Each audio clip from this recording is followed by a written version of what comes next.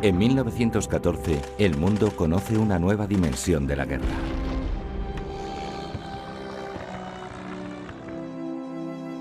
Casi todos los países europeos son arrastrados a la confrontación. Más tarde, en 1917, Estados Unidos entra en la guerra. A la neutral Suiza se une la España de Alfonso XIII.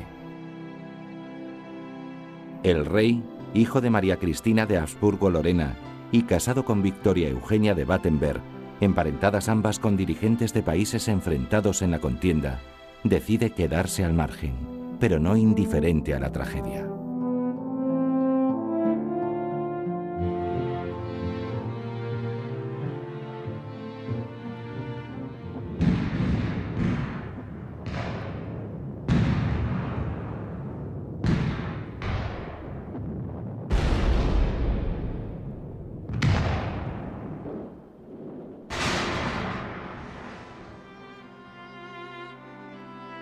Majesté, maman pleure toujours depuis que la son frère. Majestad, mamá llora desde que su hermano cayó prisionero.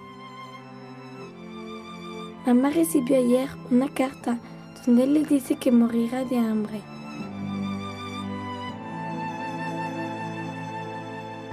Esta carta, entre otras muchas, fue recibida en el Palacio de Oriente de Madrid el 20 de abril de 1917. La escribió Sylviane Sartot, una niña de 8 años, como ella misma dice en su carta, intercediendo por su tío. Conmueve su letra infantil y temblorosa y la angustia que refleja.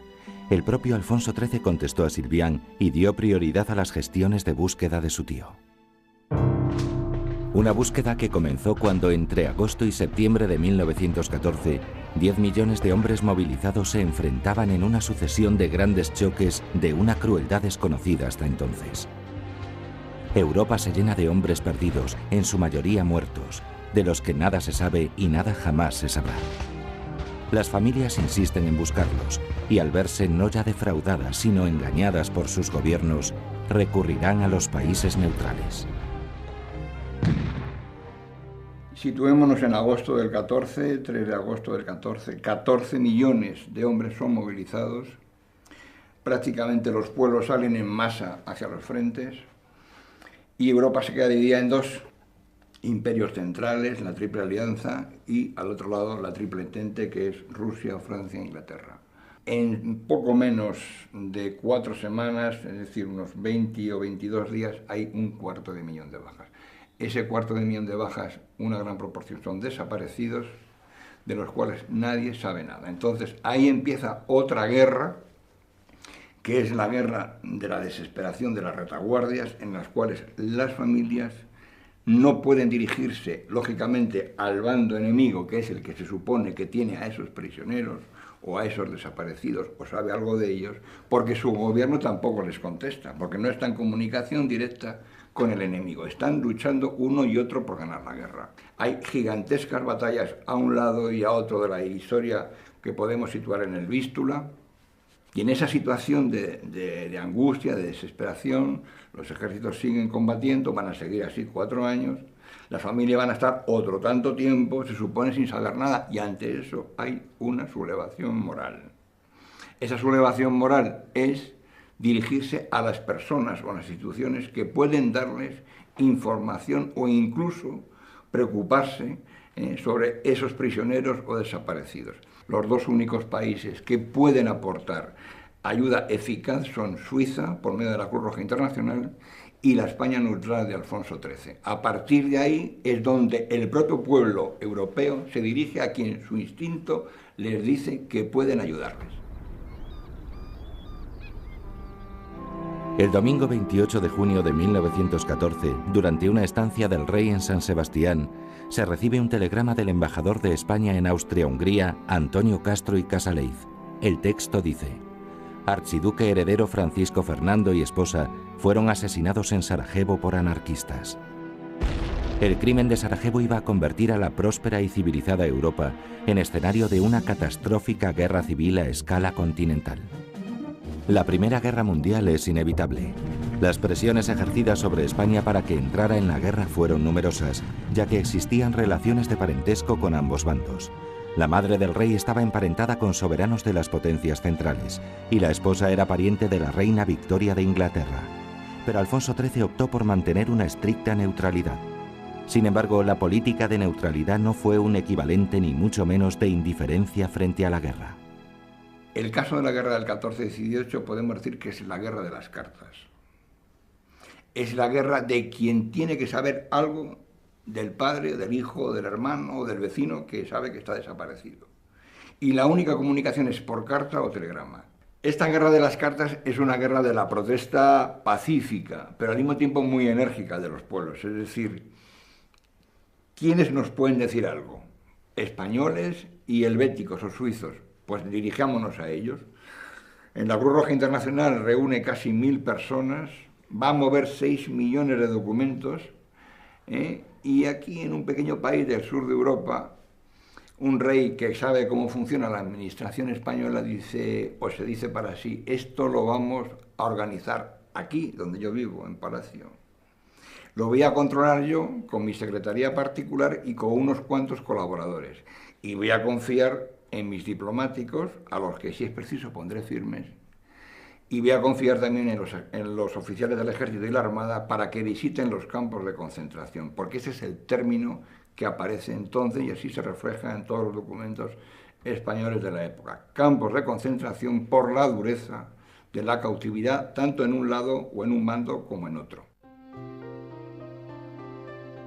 La acción humanitaria de Alfonso XIII cobra rápida fama al encontrar al marido de una lavandera de Bayona cautivo en la batalla de Charleroi. El soldado fue internado en Alemania, donde no se le permitió escribir a su familia, como a tantos otros miles de prisioneros de ambos bandos. El rey se movilizó y logró a través de complicadas gestiones diplomáticas localizarle. La prensa francesa se hizo eco del suceso y las cartas empezaron a llegar a Palacio. Primero de Francia, luego de todos los países implicados en la Gran Guerra. Escribir al Palacio de Oriente era escribir a la esperanza.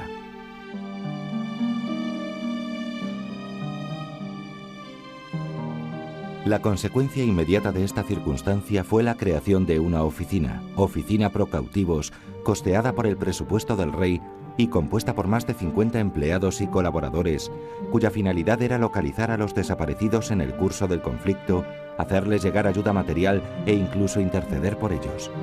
La labor llevada a cabo por esta oficina fue realmente extraordinaria. Por ello resulta aún más incomprensible el desconocimiento de su labor humanitaria. Lo que hace el rey entonces es transformar su secretaría particular en una especie de complejo burocrático distribuido en varios servicios que atienden a toda clase de problemas. Estos servicios, hay un servicio de desaparecidos, un servicio de información y correspondencia en territorios ocupados, un servicio de prisioneros, servicio de repatriaciones de militares heridos, graves o enfermos, servicio de repatriaciones de población civil, servicio de internamiento en Suiza, servicio de indultos, remesa de fondos a individuos o familias que viven en territorios ocupados y que se hallan incomunicados hace tiempo con sus familiares, remesas extendidas en ocasiones a prisioneros civiles y militares. Esta labor, emprendida de esta manera sistemática y con arreglo a esta distribución de competencias, tuvo un resultado extraordinario, y voy a dar también unas cifras. En esta oficina se tramitaron con toda rapidez medio centenar de peticiones de indulto de pena capital, que en su mayoría fueron acompañadas por el éxito.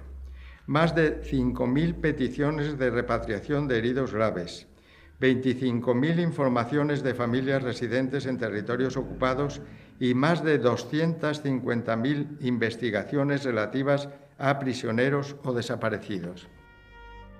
Desde junio de 1915 a febrero de 1921, la Oficina Pro Cautivos hizo 2.609 informes de campos de prisioneros en Alemania. También se buscó a estadounidenses, portugueses, rumanos, rusos, etc.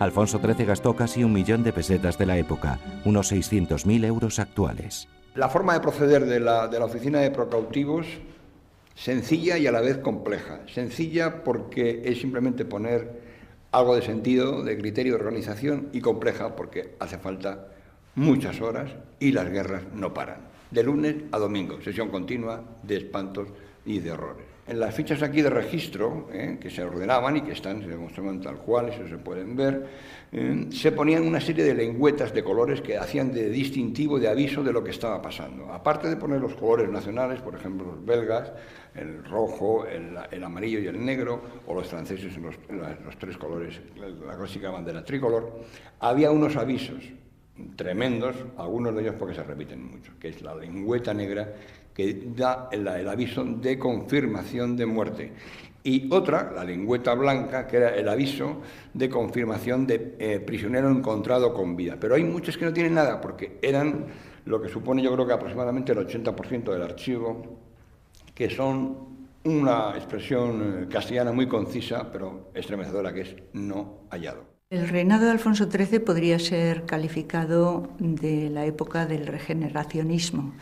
Es algo que el propio rey siente muy joven, desde el principio, motivado pues desde el desastre de 1898, una España que había sido vencida, pues como sabemos todos, de una manera que resultaba desastrosa para el país, y militarmente fue verdaderamente un trauma para todos los españoles, pero que sin embargo económicamente, como sabemos ahora por la historiografía actual, estaba levantando cabeza, e incluso pues el desastre de 1898, el desastre de Cuba, había motivado pues la vuelta de capitales, inversiones.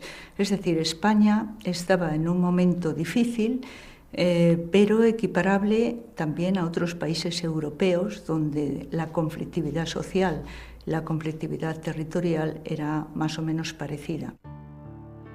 El 31 de mayo de 1906, el cortejo real discurre por las calles de Madrid en medio de la aclamación popular tras la boda de Alfonso XIII y Victoria Eugenia de Battenberg. El anarquista Mateo Morral arroja una bomba en la calle Mayor al paso de los Reyes. Este es el aspecto que ofrece la calle Mayor después del atentado del que los monarcas salen ilesos, aunque la sangre mancha los zapatos de la reina.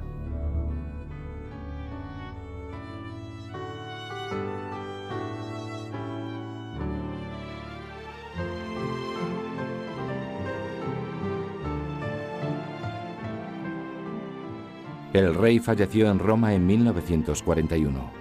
Tras la restauración de la monarquía 40 años después, sus restos son trasladados a España y enterrados en el panteón del monasterio del Escorial.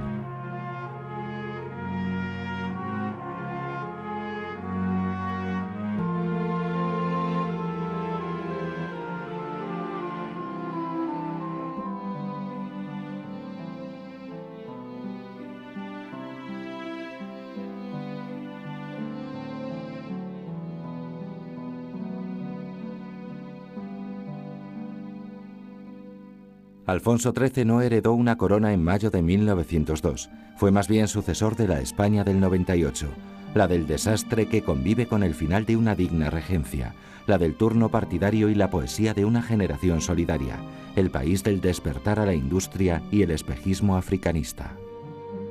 Antes de 1902, fecha histórica, quien estaba a punto de convertirse en Alfonso XIII, escribió en su diario una visión de la España de la época lúcida, real y sorprendente para un joven que tenía 15 años.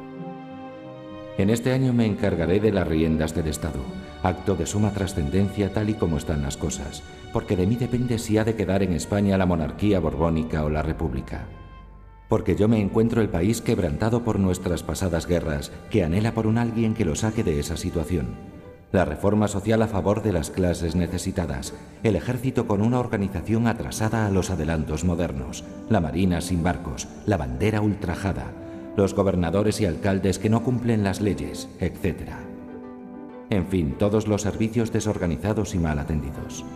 Yo puedo ser un rey que se llene de gloria regenerando la patria, cuyo nombre pase a la historia como recuerdo imperecedero de su reinado, pero también puedo ser un rey que no gobierne, que sea gobernado por sus ministros y por fin puesto en la frontera.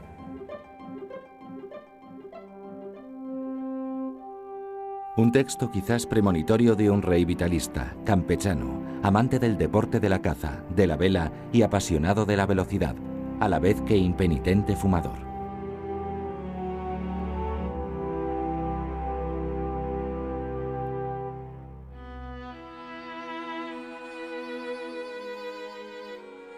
El caso de Alfonso XIII es un caso excepcional en la historia de las monarquías. Alfonso XIII es rey desde el mismo momento en que nace. El año 1902 empieza su reinado como rey en propiedad hasta el año 31. Pedro Laín Entralgo, que escribió sin haber sido nunca ningún entusiasta, ni mucho menos de aquella etapa, pero dice lo siguiente: el rey se fue y con él se hundió la monarquía de Sagunto. Pese a tantos y tan graves contratiempos vividos en su tiempo, el progreso de España había sido durante su reinado, sin exagerar una tilde, sensacional. Eso es una cosa, no cabe duda, lo han puesto de relieve tanto los economistas como los que han hecho el estudio de la evolución intelectual del país, porque no cabe duda de que el segundo siglo de oro, se ha dicho la segunda edad, la edad de plata. No, es el segundo siglo de oro de España, es el siglo, la época de Alfonso XIII, el de las tres generaciones eminentes, la del 98, la del 14 y la del 27. La última gran iniciativa de Alfonso XIII fue alzar una ciudad universitaria en Madrid, para la que cedió los terrenos de la Moncloa, patrimonio de la corona. Seguramente ha de ser el portavoz de la futura ciudad universitaria y seguramente han de ser los mayores colaboradores. En la época, un poco en España y en Europa, hay que tener en cuenta que es el paso de lo que en la historiografía llamamos el paso del liberalismo oligárquico, de regímenes liberales, constitucionales, pero que son todavía régimen política de élites, a lo que podemos definir como regímenes liberales democráticos, es decir, una política de masas, donde los grupos emergentes, obreros, mujeres, sectores de la población no favorecidos, pugnan por mejorar y por formar parte de las decisiones políticas.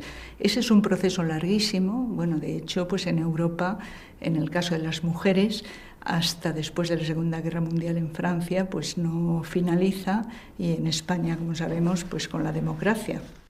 La Europa anterior a la Guerra del 14, es decir, los días mediados de junio del 14, es la Europa de las confianzas. No es la de la Belle Époque, pero bueno, digamos que podía serlo, se puede definir así. Es una Europa tranquila, con unos desajustes sociales evidentes, que no es necesario recalcar, pero sí es una Europa que está acostumbrada a hacer guerras bonitas, por ejemplo. Es decir, guerras que acaban pronto, que se solucionan con cierta dignidad y que no causan verdaderos traumas a la población o a la sociedad. Lo que va a empezar después del asesinato del archiduque heredero en Sarajevo y de su esposa es una guerra que se puede, digamos, equiparar a una especie de gran meteorito que cae sobre Europa y la destruye. En 1914, Europa iba a dejar de ser el centro del mundo tras la primera confrontación bélica conocida como la Gran Guerra. Una Europa de los imperios se había dividido desde 1907, fecha de la entente franco-ruso-británica, en un sistema de alianzas enfrentadas.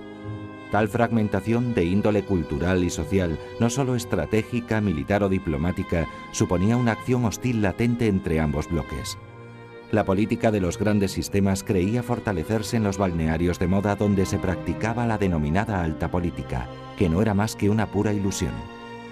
Los balnearios de Biarritz, Deauville, Ilz, Carlo Vivari, Marienbad, Montecarlo o Baden-Baden, convertidos en frívolos ministerios a la moda, generaron un sinnúmero de confianzas y despechos personalizados, mezclados con sistemáticos recursos al cinismo, la temeridad o la negligencia más absoluta.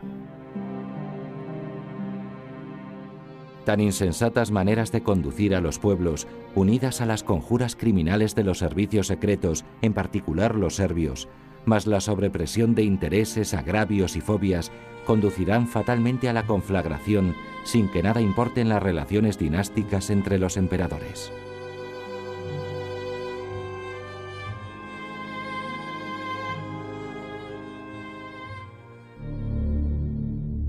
Europa pasa de ser el centrum del mundo a una amalgama de potencias desconcertadas y exhaustas, temerosas de la revancha del que sea vencido o del golpe definitivo de quien resulte vencedor en la contienda. La naturaleza de los odios internacionales cruzados en pugna parece arrasar con todo. La guerra, planteada sin límite alguno de sufrimiento, al mantenerse año tras año, es la única fuerza vencedora. La destrucción de los ejércitos prosigue y los prisioneros aumentan en número.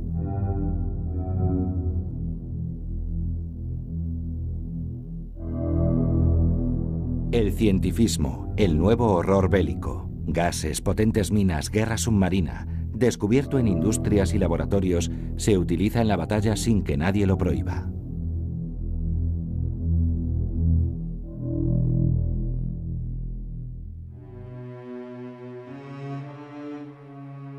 Alan Seeger, poeta y legionario estadounidense, escribió estos versos poco antes de desaparecer en la batalla del Somme en 1916. Tengo una cita con la muerte, en alguna disputada barricada, cuando la primavera se vuelva sombra enmohecida y las flores del manzano colmen el aire. Tengo una cita con la muerte, cuando la primavera traiga de nuevo días azules y felices. Su cuerpo jamás fue hallado. La labor de la oficina pro cautivos, ubicada en los altos del Palacio Real de Madrid, era realmente la encarnación de la esperanza. Cerrados los países beligerantes a todo diálogo humanitario entre sí, sus pueblos, desesperados, deciden intervenir por su cuenta. Y escriben sobre todo a una persona que sintetiza sus mejores ilusiones, al sabérsela bien relacionada con ambos bloques en guerra, Alfonso XIII. La correspondencia se dirige al rey de España en un 90%, pero también llegan cartas a su madre y a su esposa Victoria Eugenia. A finales de 1915, la oficina pro cautivos tenía organizadas sus tres estructuras básicas: el auxilio informativo a las familias de los países en lucha, la vigilancia sobre los campos de prisioneros, fortalezas y sanatorios, además del servicio de canje de prisioneros y repatriación de heridos graves. El trabajo de registro de nuevos expedientes, la redacción de informes y peticiones anexos, el envío de las solicitudes de búsquedas a los diferentes países en guerra y el archivado de la documentación se hacía a mano en su casi totalidad. Solo llegó a haber 3 máquinas de escribir, 2 Underwood y una York, para atender un servicio humanitario que generó cerca de 500.000 de documentos. Lo mejor de aquella España solidaria, por la fuerza que cobra desde su arranque, por sus pruebas de eficacia, por la entrega de los delegados militares o diplomáticos, del personal fijo o eventual de la oficina pro cautivos y por los muchos españoles que colaboraron en el esfuerzo, convirtiéndose en delegados de aquella España humanitaria, hizo que este empeño singular del rey, muy español al serlo en solitario, rompiera los modos del neutralismo al uso, hacer negocios con los beligerantes y no hacer caso a los dramas sociales, y cimentara los principios de la neutralidad activa. Socorrer a los hombres, no a los estados, ayudar a las familias, no a las empresas que comercian con la guerra, perseverar en la defensa de la persona sin escudarse en lo inevitable o en el cinismo del nada puede hacerse hasta que acabe la guerra. España acabará con esos engaños que a tantas familias desesperaban. Mientras Europa y Asia se despedazaban con feroz ansia, España reúne con paciencia y sabia discreción sus pedazos a través de su desinteresada ayuda a las familias. La apuesta española fue por la vida. De todo el hacer de Alfonso XIII en esta acción ejemplar humanitaria, sorprenden varias cosas. Tal vez la más imperativa y la más inmediata es su juventud. Es decir, la capacidad de decisión que toma, que muestra con tan pocos años, 29 años, poco más de 29 años. A finales de agosto del 14, cuando el embajador de España en París, Wenceslao Ramírez de Villarrutia, sabe que las tropas alemanas están a pocos kilómetros de París, entonces hay un telegrama que llega al Ministerio de Estado en el que comunica que tiene el equipaje reservado y plaza reservada en el tren presidencial y que se va con el presidente. El marqués de Lema, el titular de Estado, como lo que se llama exteriores, no toma una decisión, aunque está en contra de esa postura del embajador, pero el que toma la decisión es Alfonso XIII. Y le manda un telegrama que en 9 palabras dice lo siguiente: ordeno te quedes en París, pase lo que pase.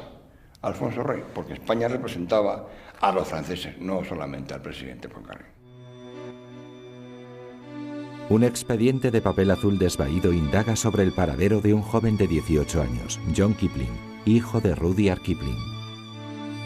El autor de los libros de las Tierras Vírgenes y Premio Nobel solo recibió como respuesta la fría y terrible frase "no hallado".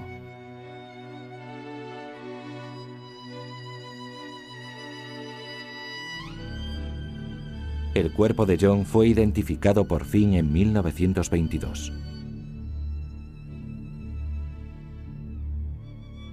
Con fecha del 4 de febrero de 1918 llega una carta a Palacio desde Fumel, pequeña localidad de la Aquitania, dirigida a Monsieur Sa Majesté le Roi. Se solicitan noticias de Osmin Paga, soldado del 11º de Infantería, prisionero en Hamelburg, Baviera.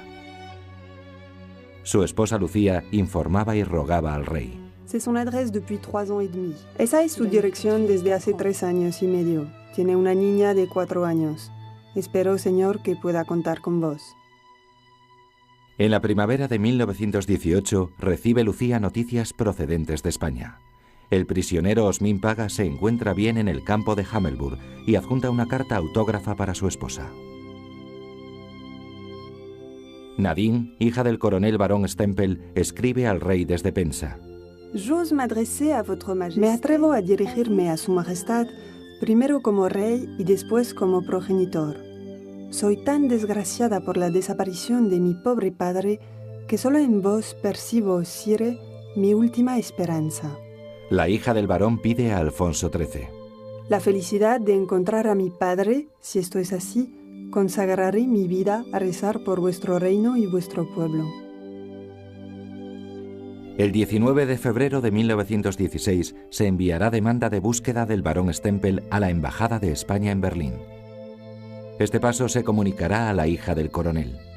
El 31 de mayo siguiente se recibirá en Madrid aviso informativo de Berlín y ese mismo día será despachado a Pensa. Nadine tendrá que leer y asimilar lo siguiente: no hallado. El presidente del gobierno francés, que era Aristide Briand,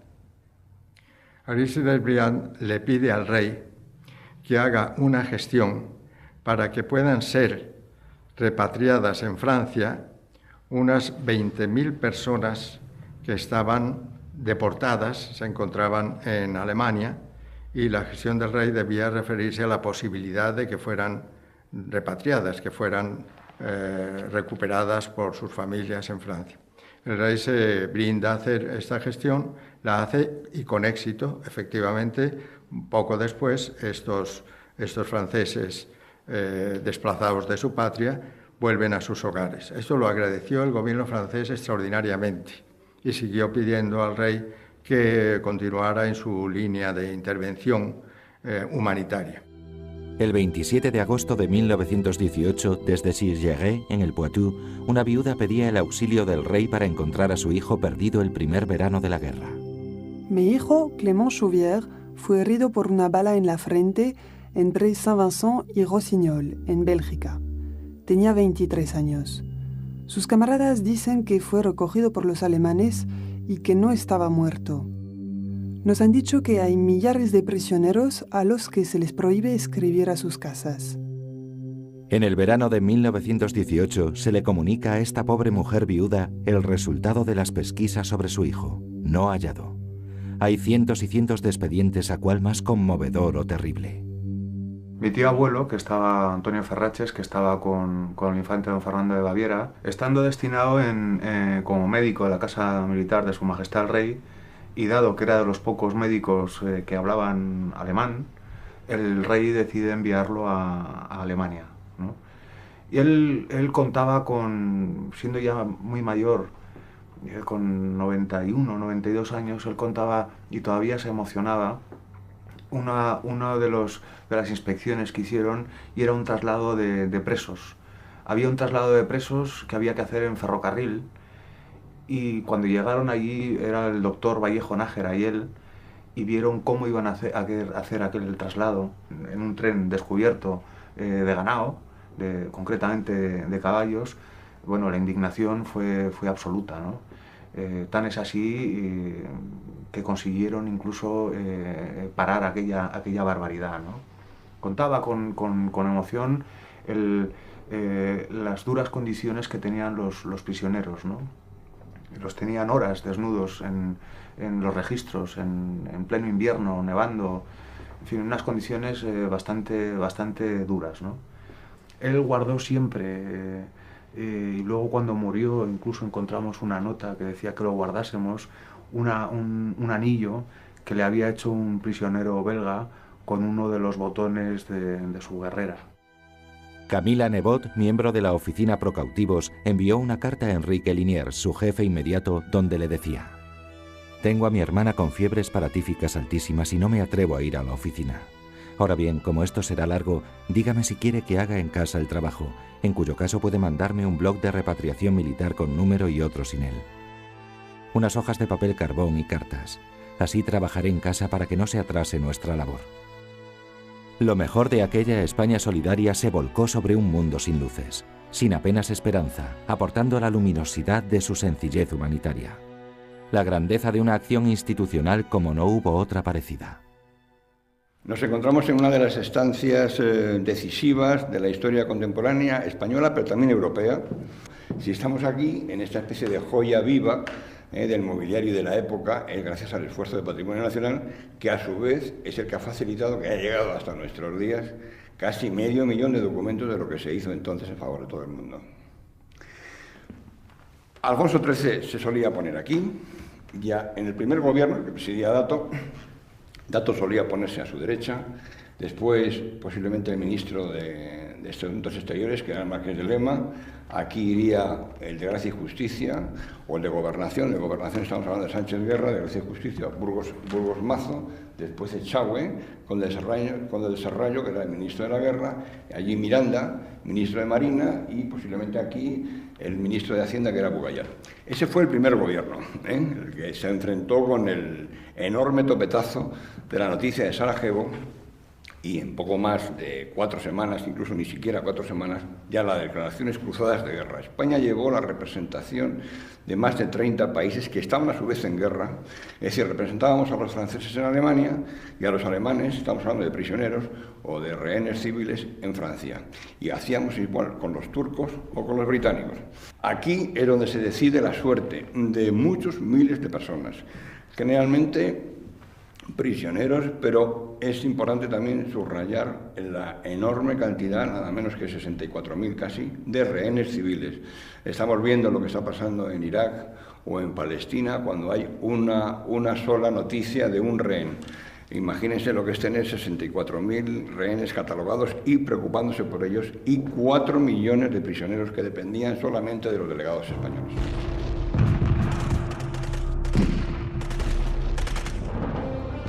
El propio rey, hallándose en el exilio, le contestó a Cortés Cabanillas, que le había rogado le indicara cuál era el acontecimiento de más trascendental importancia y de mayor beneficio en la vida política, social y económica de España durante su reinado, con estas palabras: desde luego la neutralidad ante la Gran Guerra, y no solo por las vidas conservadas y las utilidades recibidas, sino porque España se evitó los horrores de una paz cimentada tan falsamente. España progresó de 1914 a 1918, esto creo que es evidente, pero junto a los beneficios económicos derivados de la neutralidad, yo aproveché la triste oportunidad para demostrar la generosidad cristiana de España y su gran espíritu humanitario, haciendo directamente o por medio de mi gobierno cuanto me era posible para salvar vidas en cualquiera de los países beligerantes, devolver el mayor número de prisioneros a sus respectivos hogares y garantizar el libre paso de los barcos hospitales. En 1916, España interviene contra la guerra submarina desencadenada por el gobierno alemán, que atacó a 2 buques hospitales británicos quebrantando la convención. Alfonso XIII ofreció una inspección neutral de los buques hospitales en los puertos de partida y en los de llegada. Las potencias afectadas aceptaron el acuerdo y muchas vidas fueron salvadas.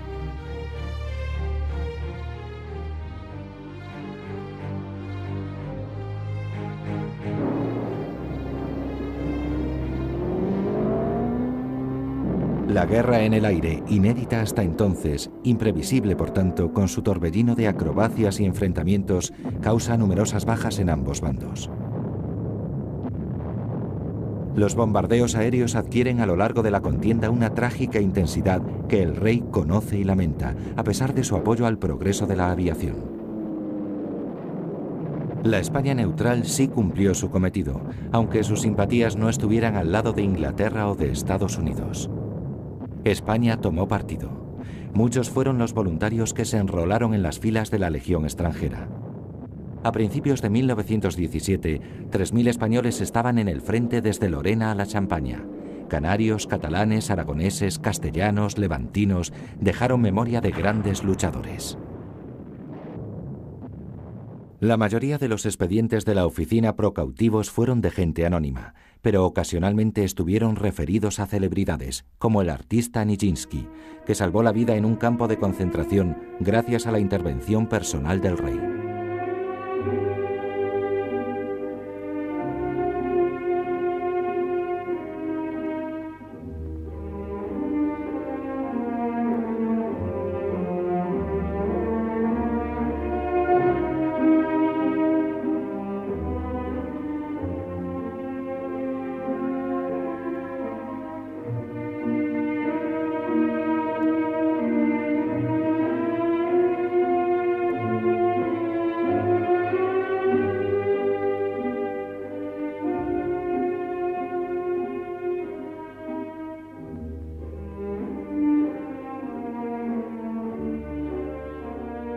También intervino personalmente Alfonso XIII para salvar al gran historiador belga Biguin, al defensor de Lieja, general alemán, o al chansonnier Maurice Chevalier.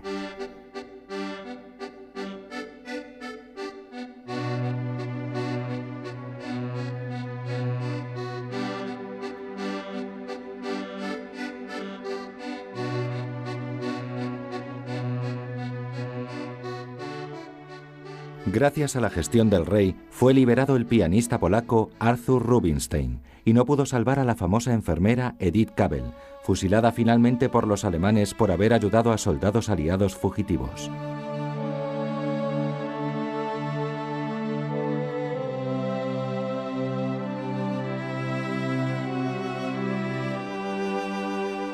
El año 1917 fue el año de la Revolución Comunista, el año del desplome de la Rusia zarista. Cuando se produce la Revolución Rusa, el rey se preocupó mucho por poner a salvo a la familia imperial. Hay un momento en que el gobierno provisional, después de la Revolución Bolchevique, envía un representante a España y en la primera entrevista con el rey, este representante le hace al rey pues, objeto del agradecimiento de los rusos por su labor humanitaria, etc. Y entonces el rey le dice, bueno, ahora le voy a pedir a usted que me ayude en una de estas gestiones a favor de la familia del zar. Ya se sabía que el zar había muerto, pero se seguía creyendo que la familia imperial estaba recluida en un monasterio en Perm. La familia imperial había desaparecido totalmente, como es bien sabido.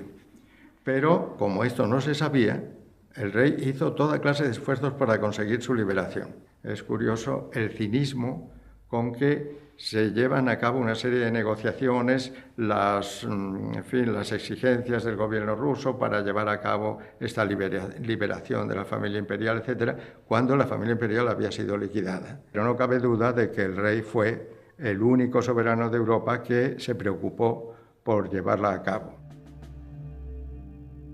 Tras la Guerra Europea, en octubre de 1919, el rey visita acompañado del mariscal Pétain los lugares devastados por la batalla de Verdún.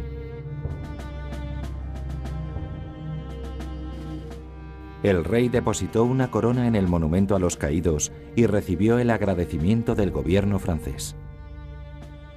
Al despedirse, dice el rey a Petén: «Habéis sido afortunado al mandar a tantos valientes». Terminada la conflagración mundial, España y Suiza reciben diversos reconocimientos oficiales, pero después siguió un paulatino olvido que en el caso de España se ha mantenido hasta hoy. En febrero de 1921, el rey recibe la visita de los reyes de Bélgica como muestra del agradecimiento del pueblo belga a la labor desarrollada por la Oficina Pro Cautivos durante la guerra. Antonio Ferraches fue felicitado por el Ministerio de Guerra americano. Él estaba muy orgulloso también de una felicitación que tenía del secretario de Guerra de los Estados Unidos, ya que hicieron que las condiciones en las que estaban los prisioneros de guerra americanos mejorasen sustancialmente, ¿no? Estaba muy orgulloso de su paso por Alemania, porque realmente lo que hicieron fue llevar el nombre del rey y el nombre de España por Europa en una misión realmente humanitaria, ¿no? Al término de la Conferencia de Versalles en junio de 1919, la España humanitaria empieza a ser olvidada. Alfonso XIII, generoso como pocos monarcas de su tiempo, recibe pomposos agradecimientos, pero muy mal pago.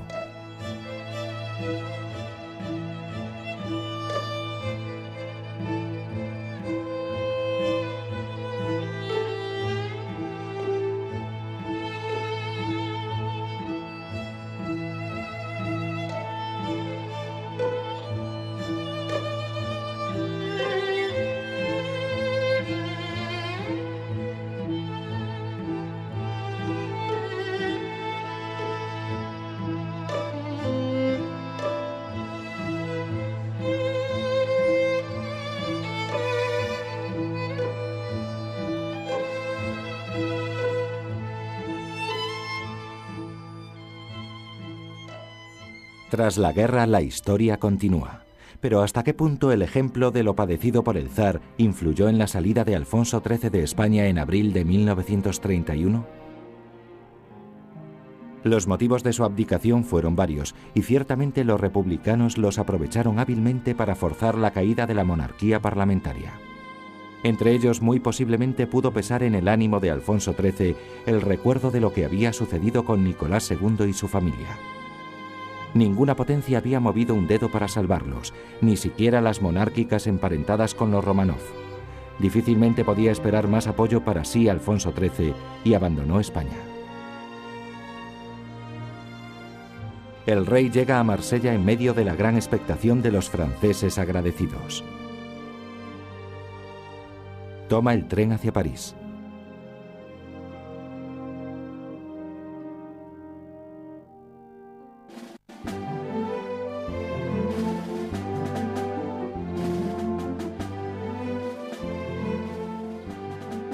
A la llegada de Alfonso XIII a Inglaterra, la euforia se desata. A la estación Victoria acuden millares de personas para agradecer al rey su labor por los compatriotas prisioneros y heridos.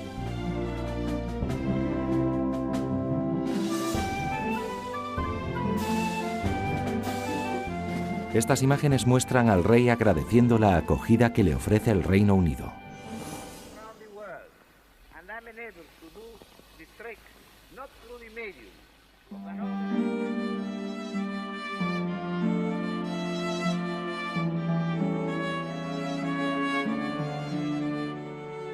Aquella poderosa Europa, tan llamativa en sus grandes ejércitos y flotas, en sus suntuosas embajadas y legaciones, no pudo salvar a sus poblaciones cautivas ni encontrar a sus soldados desaparecidos, ni repatriar a sus civiles enfermos o a sus militares heridos.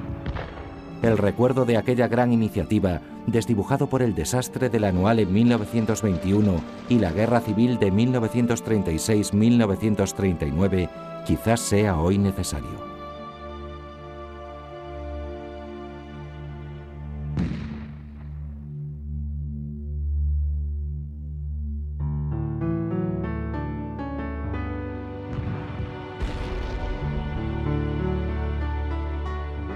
La lección sociológica y ética de aquel gran esfuerzo español es que se llevó a cabo sin que los principales partidos gubernamentales, conservadores de Dato, liberales de Romanones, mauristas de Maura, formasen un bloque de adhesiones con la iniciativa del rey y sin que la administración española se involucrase en su conjunto.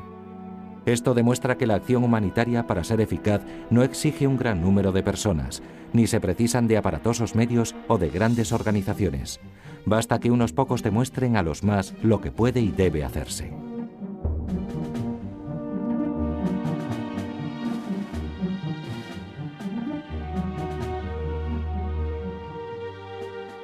Los clásicos decían que nadie puede ser llamado feliz o desgraciado hasta el último día de su vida.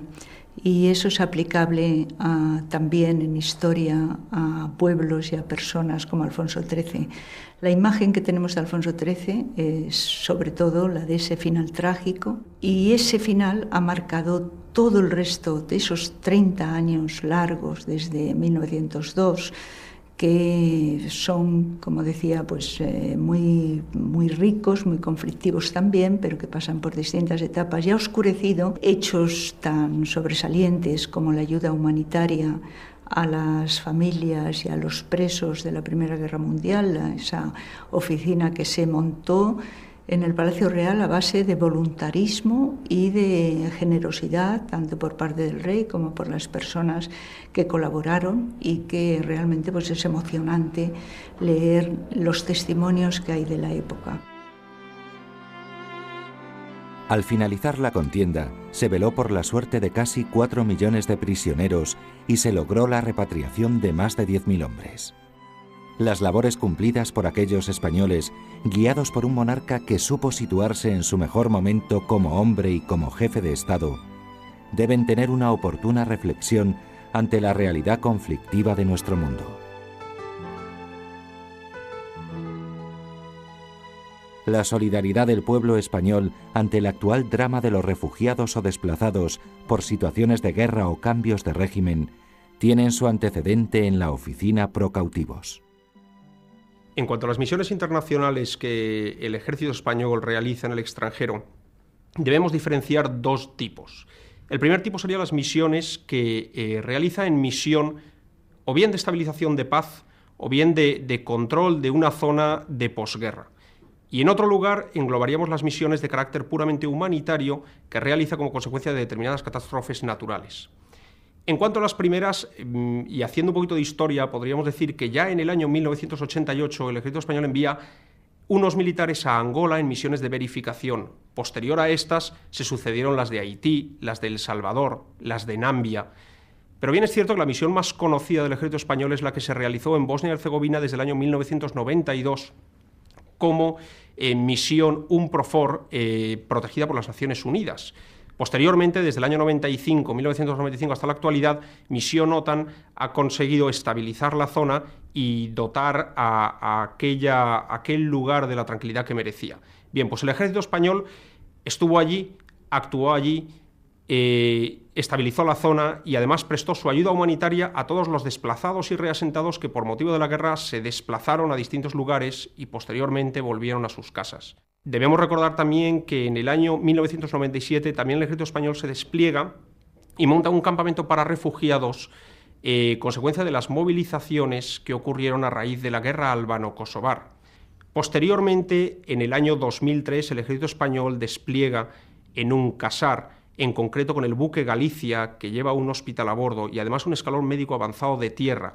Y allí mismo en un casar, el ejército español, la Sanidad Militar Española, presta asistencia sanitaria tanto a la población local como a un campo de prisioneros iraquíes con más de 6.500 prisioneros que estaban en la zona y que dependían sanitariamente de dicho escalón médico avanzado del ejército español.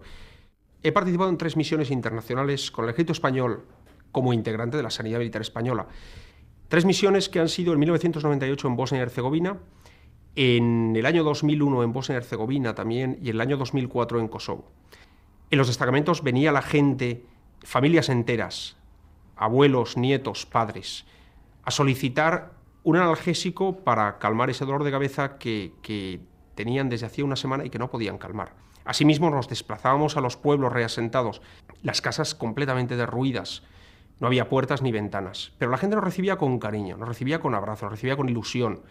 Y allí nos sentaba en el frío suelo, porque no tenían otro sitio donde sentarnos. Nos invitaban a un café turco negro, alquitranado, pero con un sabor especial de verdad, el sabor de la esperanza, del cariño, de la ilusión. Bien, pues allí pasamos la consulta médica, allí atendíamos a las personas, allí repasamos sus patologías, patologías fundamentalmente crónicas o reagudizaciones de patologías crónicas, porque en un país completamente desestructurado la asistencia sanitaria estaba olvidada. Y allí con ellos pasábamos la tarde, les revisábamos y con eso solo ellos, llenos de ilusión, nos abrazaban de nuevo y nos esperaban cuantas veces quisiéramos. Ha sido una labor de humanidad de la que cada vez estoy más satisfecho. En el futuro será un museo de recuerdos heroicos que nos mantendrá en relación humanitaria con todas las naciones.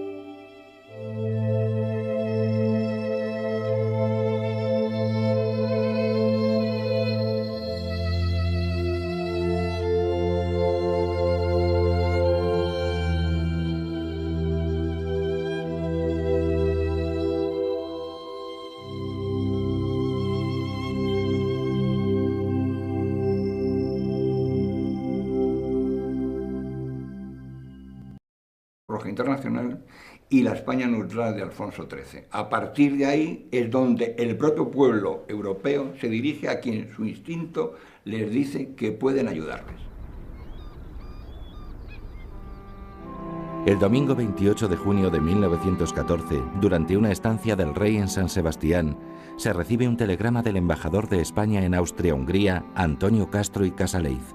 El texto dice: Archiduque heredero Francisco Fernando y esposa fueron asesinados en Sarajevo por anarquistas. El crimen de Sarajevo iba a convertir a la próspera y civilizada Europa en escenario de una catastrófica guerra civil a escala continental. La Primera Guerra Mundial es inevitable. Las presiones ejercidas sobre España para que entrara en la guerra fueron numerosas, ya que existían relaciones de parentesco con ambos bandos. La madre del rey estaba emparentada con soberanos de las potencias centrales, y la esposa era pariente de la reina Victoria de Inglaterra. Pero Alfonso XIII optó por mantener una estricta neutralidad. Sin embargo, la política de neutralidad no fue un equivalente ni mucho menos de indiferencia frente a la guerra. El caso de la guerra del 14-18 podemos decir que es la guerra de las cartas. Es la guerra de quien tiene que saber algo del padre, del hijo, del hermano o del vecino que sabe que está desaparecido. Y la única comunicación es por carta o telegrama. Esta guerra de las cartas es una guerra de la protesta pacífica, pero al mismo tiempo muy enérgica de los pueblos. Es decir, ¿quiénes nos pueden decir algo? Españoles y helvéticos o suizos. Pues dirijámonos a ellos. En la Cruz Roja Internacional reúne casi 1000 personas, va a mover 6 millones de documentos, y aquí en un pequeño país del sur de Europa, un rey que sabe cómo funciona la administración española dice, o se dice para sí, esto lo vamos a organizar aquí, donde yo vivo, en Palacio. Lo voy a controlar yo con mi secretaría particular y con unos cuantos colaboradores. Y voy a confiar en mis diplomáticos.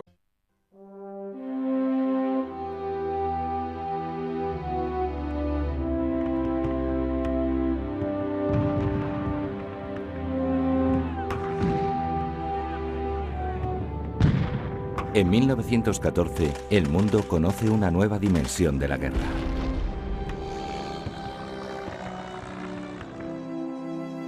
Casi todos los países europeos son arrastrados a la confrontación.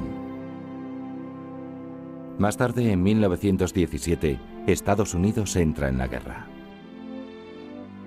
A la neutral Suiza se une la España de Alfonso XIII.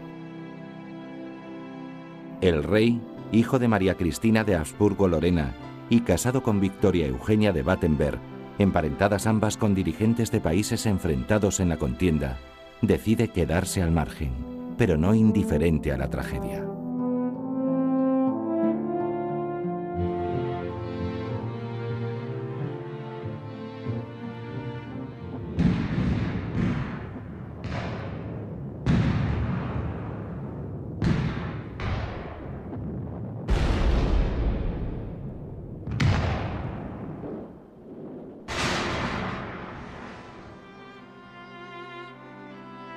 Majesté, maman pleure toujours depuis que la son frère. Majestad, mamá llora desde que su hermano cayó prisionero. Mamá recibió ayer una carta donde le dice que morirá de hambre.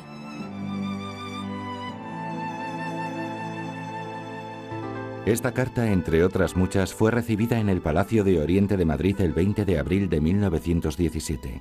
La escribió Sylviane Sartot, una niña de 8 años, como ella misma dice en su carta, intercediendo por su tío. Conmueve su letra infantil y temblorosa y la angustia que refleja. El propio Alfonso XIII contestó a Sylviane y dio prioridad a las gestiones de búsqueda de su tío. Una búsqueda... Servicio de internamiento en Suiza, servicio de indultos, remesa de fondos a individuos o familias que viven en territorios ocupados y que se hallan incomunicados hace tiempo con sus familiares, remesas extendidas en ocasiones a prisioneros civiles y militares.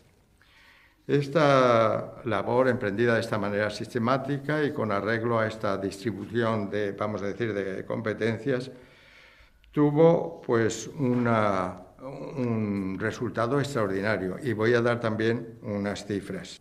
En esta oficina se tramitaron con toda rapidez medio centenar de peticiones de indulto de pena capital, que en su mayoría fueron acompañadas por el éxito. Más de 5.000 peticiones de repatriación de heridos graves, 25.000 informaciones de familias residentes en territorios ocupados y más de 250.000 investigaciones relativas a prisioneros o desaparecidos. Desde junio de 1915 a febrero de 1921, la Oficina Pro Cautivos hizo 2.609 informes de campos de prisioneros en Alemania. También se buscó a estadounidenses, portugueses, rumanos, rusos, etc.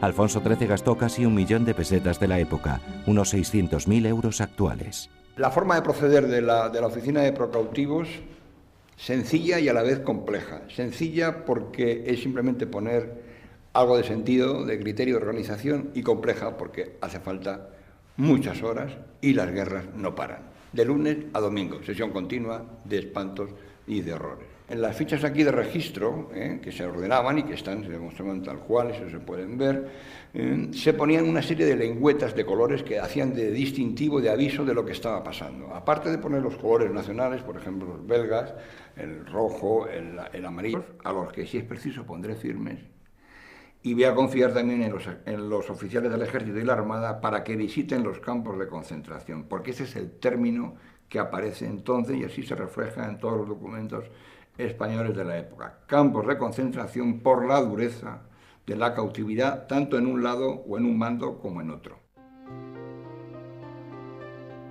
La acción humanitaria de Alfonso XIII cobra rápida fama al encontrar al marido de una lavandera de Bayona cautivo en la batalla de Charleroi. El soldado fue internado en Alemania, donde no se le permitió escribir a su familia, como a tantos otros miles de prisioneros de ambos bandos. El rey se movilizó y logró a través de complicadas gestiones diplomáticas localizarle. La prensa francesa se hizo eco del suceso y las cartas empezaron a llegar a Palacio. Primero de Francia, luego de todos los países implicados en la Gran Guerra. Escribir al Palacio de Oriente era escribir a la esperanza.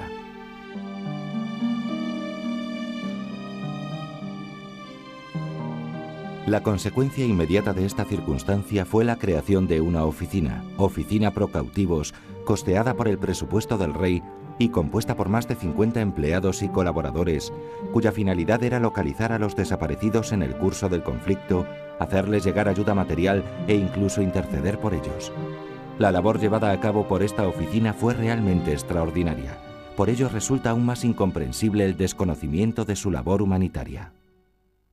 Lo que hace el rey entonces es transformar su secretaría particular en una especie de